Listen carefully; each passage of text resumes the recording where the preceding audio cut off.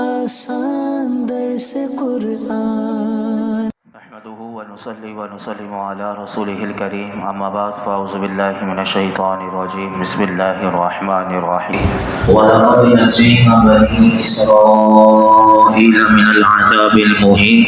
من فرعون انه كان عاليا من المسرفين اور بے شک ہم نے بنی اسرائیل کو رسوا کن عذاب سے نجات بخشی فرعون سے، بے شک وہ متکبر حد سے بڑھنے والوں میں سے تھا۔ سورہ دخان کا دوسرے رکوع کا آغاز ہوا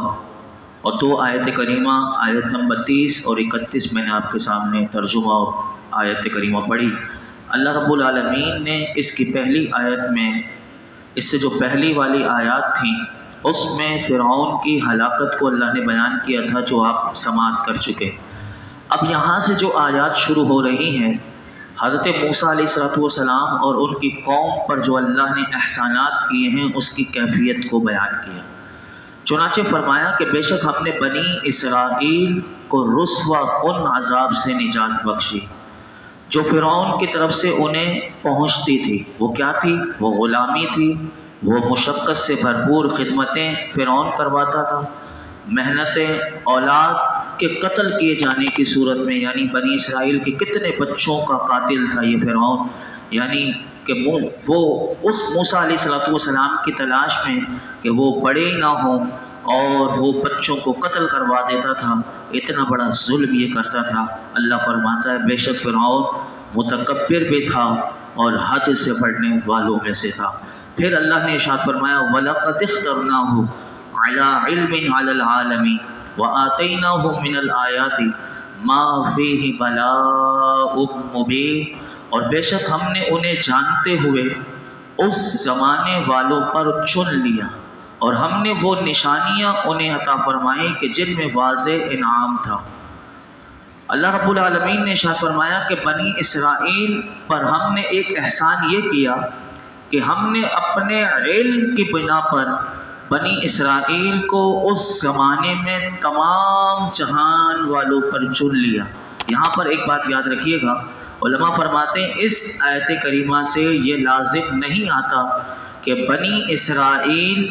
نبی اکرم صلی اللہ علیہ وسلم کی امت سے بھی افضل ہیں، چونکہ بنی اسرائیل کا افضل ہونا اپنے زمانے کے اعتبار سے ہے، تو حضور کی امت سارے نبیوں کی زمانے کی امت سے افضل ہے، یہ بات یاد رکھیے گا۔ اور دوسری بات اللہ تعالیٰ نے یہ ارشاد فرمائی کہ بنی اسرائیل پر ہم نے ایک احسان یہ بھی کیا کہ ہم نے انہیں وہ نشانیاں عطا فرمائیں کہ جن میں واضح انعام تھا، جیسے جب ان کے لیے اللہ نے دریا میں خشک راستے بنا دیے، پارا، اب دریا سمندر راستہ دے دے تو یہ سب سے بڑا اللہ کا انعام تھا۔ فرمایا کہ بادل کو ان کے اوپر سائبان کر دیا، یہ اللہ کا ان کے اوپر، یہ پیچھے آپ سن چکے ہیں۔ من و سلوہ ان کے لیے آسمان سے نازل کیا، یہ ان کے لیے انعام تھا، اور اس کے علاوہ بے شمار نعمتیں تھیں جو پیچھے آپ سماعت کر کے آ چکے ہیں۔ آگے اللہ تعالیٰ نے ارشاد فرمایا ان ہؤلاء لیقولون ان ہی الا موتتنا الاولی وما نحن بمنشرین فاتوا بآبائنا ان کنتم صادقین۔ بے شک یہ کفار مکہ ضرور کہتے ہیں کہ بے شک موت تو صرف ہماری پہلی موت ہی ہے اور ہم اٹھائے نہ جائیں گے، اگر تم سچے ہو تو ہمارے باپ دادا کو لے آؤ۔ یہاں سے دوبارہ اللہ نے قرآن کا اسلوب بدلا، پہلے موسیٰ علیہ السلام اور فرعون کی بات چل رہی تھی، اب یہاں سے دوبارہ اللہ تعالیٰ نے اسی سورۃ دخان کی آیات میں کفار مکہ کے ساتھ جو کلام ہے اس کو شروع کر دیا۔ چنانچہ ان تین آیات کا مختصر خلاصہ یہ کہ کفار مکہ یہ کہتے تھے کہ ضرور اس زندگانی کے بعد ایک موت کے علاوہ ہمارے لیے اور کوئی حال و زندگی باقی نہیں، یعنی وہ آخرت کی زندگی، قبر کی زندگی کا سرے سے انکار کر دیتے تھے۔ وہ کہتے تھے یہ جو زندگی ہے بس یہی زندگی ہے، اس کے بعد کوئی حال نہیں، کوئی زندگی باقی نہیں۔ اس سے ان کا مقصد یہ تھا کہ ہم دوبارہ زندہ نہیں کیے جائیں گے، اور جس کا اللہ تعالیٰ نے جو انہوں نے جملے کہے اسی کو واضح طور پر وہ انہوں نے کہا کہ ہم موت کے بعد دوبارہ زندہ کر کے اٹھائے نہیں جائیں گے، اور پھر سامنے وہ حضور سے کہنے لگے کہ اگر تم اس بات میں سچے ہو کہ ہم مرنے کے بعد زندہ کر کے اٹھائے جائیں گے تو ہمارے باپ دادا کو دوبارہ زندہ کر کے لے آؤ۔ کفار مکہ نے یہ سوال حضور کی بارگاہ میں کیا تھا کہ اگر موت کے بعد کسی کو زندہ کرنا ممکن ہو تو انہی کے قبیلے میں جن کی حضور کا جو خاندان ہے اسی میں سے قصی بن کلاب یہ بڑے تھے، تو کہنے لگے کہ قصی بن کلاب کو زندہ کر دو۔ تو اللہ مفسرین فرماتے ہیں کہ ان کا یہ جو کہنا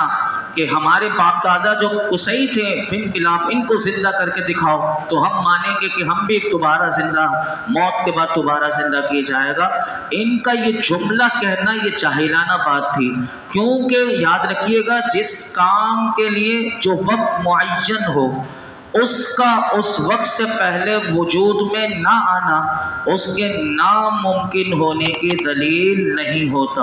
اور نہ اس کا انکار کرنا یہ صحیح ہوتا ہے۔ جیسے کہ اس کی مثال علماء نے دی، بڑی خوبصورت مثال دی کہ اگر کوئی شخص نئے اگے ہوئے درخت کو دیکھے یا پودے کو دیکھے، جیسے ابھی اس کو پودے کو لگایا، نیا درخت ہے اور وہ پودے کو لگا کر اب وہ یہ سامنے والے سے یہ کہے کہ اب اس میں سے پھل نکالو، اور نہیں نکالا پھل تو ہم تو نہیں مانیں گے کہ یہ درخت پھل بھی دے گا۔ اب یہ جو اگر اس کا ہے تو یاد رکھیے کہ درخت پھل دیتا ہے تو پھل اس سے نکل سکتا ہے، لیکن یہ جو بات اس نے کہی کہ پھل نکال کے دکھاؤ تو ہم مانیں گے ورنہ نہیں، تو اس کو کوئی بھی عقل مند نہیں کہے گا بلکہ یہی کہے گا کہ یہ جاہل ہے، کیونکہ اس کا انکار کرنا بھی محض حماقت اور بے وقوفی ہے، کیونکہ اس کا وقت معین اللہ نے رکھا ہے، وہ پورے پروسیس سے گزرے گا تو پھر وہ پھل بھی دے گا۔ اور اللہ اپنی قدرت سے چاہے تو حضرت سلمان فارسی کے جو باغ میں میرے آقا نے وہ درخت لگائے تھے ان کو آزاد کرانے کے لیے، تو وہ کیسے فوراً پھلدار بھی ہو گئے تھے اور وہ آزاد بھی ہو گئے تھے۔ اگر اللہ اپنی قدرت سے چاہے تو یہ بھی دکھا سکتا ہے۔ تو بہرحال اللہ نے ان کی جاہلانہ باتوں کو بھی ذکر کیا۔ آگے سنیے، فرمایا اَهُمْ خَيْرٌ أَمْ قَوْمُ تُبَّعٍ وَالَّذِينَ مِنْ قَبْلِهِمْ أَهْلَكْنَاهُمْ إِنَّهُمْ كَانُوا مُجْرِمِينَ، کیا وہ بہتر ہیں یا تبع نامی بادشاہ کی قوم اور ان سے پہلے والے لوگ؟ ہم نے انہیں ہلاک کر دیا، بے شک وہ مجرم لوگ تھے۔ اللہ رب العالمین نے اس آیت کریمہ میں کفار قریش کا رد کیا اور فرمایا کہ کیا طاقت اور قوت اور شان و شوکت میں کفار مکہ بہتر ہیں یا تبع نامی بادشاہ کی قوم اور ان سے پہلے والے لوگ جو گزر چکے ہیں، جیسے عاد ہیں، سمود ہیں، کہ جو کافر امتوں میں سے؟ اللہ نے فرمایا ان لوگوں کا انجام یہ ہوا کہ ہم نے انہیں ان کے کفر کے باعث ہلاک کر دیا۔ بے شک وہ کافر مرنے کے بعد وہ بھی یہی کہتے تھے کہ ہم دوبارہ زندہ نہیں کیے جائیں گے، جیسے یہ گفتگو کر رہے ہیں کہ دوبارہ زندہ کیے جانے کے منکر ہیں۔ تو فرمایا وہ عذاب کے ہمارے حقدار ٹھہرے تو یہ بھی عذاب کے حقدار ٹھہریں گے۔ اور پھر اللہ نے یہ بات بھی اس آیت کریمہ میں ارشاد فرمائی کہ جب یہ کفار مکہ زیادہ سے زیادہ طاقت قوت رکھنے کے باوجود بھی یہ کفر کی وجہ سے وہ قوم ہلاک ہو گئی، تو کفار مکہ بھی اسی طرح کفر میں ان کے ساتھ شریک ہیں۔ تو فرمایا انہیں ہلاک کرنا ہمارے لیے کون سا مشکل اور دشوار ہے۔ فرمایا حالانکہ یہ کفار مکہ تو وہ جو ان سے پہلے قومیں گزری ہیں ان کے مقابلے میں یہ انتہائی کمزور لوگ ہیں۔ یاد رکھیے کہ یہاں ایک بات آئی کہ تبع یہ کون تھے، تو یاد رکھیں مفسرین نے لکھا کہ جس تبع کا اللہ نے ذکر کیا اس آیت کریمہ میں، اس سے مراد یہ تبع حمیری تھے، اور یاد رکھیے یہ خود مومن تھے اور یمن کے یہ بادشاہ تھے، لیکن ان کی پوری قوم یہ کافر تھی جو کہ انتہائی طاقت قوت شان و شوکت کی مالک بھی تھی، اور ان کی قوم کی تعداد بھی بہت زیادہ تھی۔ اور اس کے یہ تبع کے بارے میں میرے آقا علیہ الصلوۃ والسلام کی حدیث مبارکہ بھی ہمیں ملتی ہے کہ حضرت سہل بن سعد رضی اللہ تعالیٰ عنہ روایت کرتے ہیں کہ رسول اللہ صلی اللہ علیہ وسلم نے ارشاد فرمایا تبع کو برا بھلا نہ کہو کیونکہ وہ اسلام قبول کر چکے تھے۔ اب دیکھیں میرے آقا بتا رہے ہیں کہ تبع کو برا نہ کہنا، وہ اسلام قبول کر چکے تھے۔ اور یہ تبع کون تھے؟ تو چند سال پہلے میں نے یہ عرض کیا تھا 12 ربیع الاول کے جو پروگرامز تھے اسی کے جمعے میں آپ کے سامنے عرض کیا تھا، یاد رکھیے کہ یہی وہ طبہ تھے کہ جنہوں نے مدینہ منورہ کو حضور کی آمد سے پہلے بسایا تھا، اور اسی طبہ نے حضور کو غائبانہ خط لکھا تھا کہ جب حضور جلوہ گر ہوں تو میرا یہ خط حضور کی بارگاہ میں پیش کر دیا جائے۔ اور یہ طبہ نامی بادشاہ حضور کا انتظار کرتا رہا، اور اس نے مدینے کی بہت عالی شان ایک حضور کے لیے پہلے سے اس نے مکان بھی بنوا کر رکھا ہوا تھا، اور اسے یہ بھی اس نے علامات پڑھی ہوئی تھی پچھلی کتابوں میں کہ حضور یہاں تشریف لائیں گے مدینے میں، اور وہ پہلے یثرب نام کا تھا لیکن اس نے وہاں وہ پورا مکان بھی بنوایا تھا، اور اسے یہ بھی پتا تھا کہ کس کے مکان میں، تو وہاں وہ حضرت ایوب انصاری رضی اللہ تعالیٰ عنہ کا مکان تھا کہ جہاں میرے آقا علیہ الصلوۃ والسلام جب مدینہ منورہ ہجرت کر کے پہنچے تھے تو وہاں حضور ٹھہرے تھے، اور حضور کو طبہ کا وہ خط ان کی نسل در نسل وہ خط کی حفاظت ہوتی رہی، اور وہ طبہ نامی کا خط حضور کی بارگاہ میں حضرت ابو ایوب انصاری کے گھر میں پیش کیا گیا تھا۔ اب دیکھیے کہ کیسا ایمان تھا کہ یہ خط میرا حضور تک پہنچ جائے کہ آپ کی آمد سے پہلے میں نے اسلام قبول کر لیا تھا، تو یہ وہ شخص تھا کہ جس کا اللہ نے یہاں ذکر کیا۔ اب آگے سنیے، فرمایا وما خلقنا السماوات والارض وما بینہما لاعبین، اور ہم نے آسمان و زمین اور جو کچھ ان کے درمیان میں ہے سب کو کھیل کے طور پر نہیں بنایا۔ اللہ رب العالمین نے ارشاد فرمایا، اے لوگو ہم نے آسمان اور زمین اور جو کچھ ان کے درمیان ہے سب کو ایسے ہی کھیل کے طور پر بے مقصد نہیں بنایا،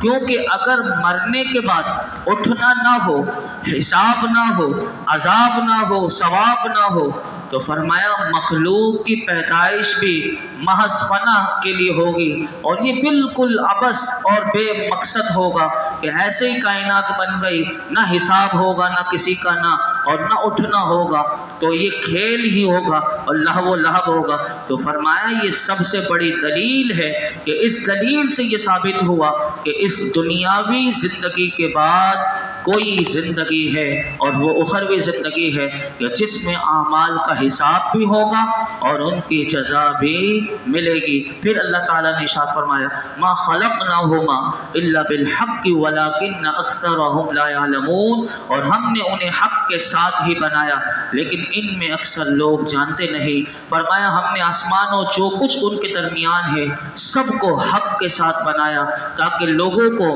ان کی فرما برداری پر ہم ثواب دیں اور نافرمانی کرنے پر انہیں عذاب کریں، لیکن کفار مکہ میں سے اللہ نے فرمایا اکثر لوگ غفلت میں ہیں اور غور و فکر نہ کرنے کے باعث وہ جانتے ہی نہیں کہ آسمان و زمین پیدا کرنے کی حکمت کیا ہے، اور حکیم کا کوئی فعل بیکار نہیں ہوتا۔ جیسے کہ میں نے آج بھی ذکر الہی پر جو موضوع تھا اس میں یہی جمعے کے دن بھی عرض کیا تھا،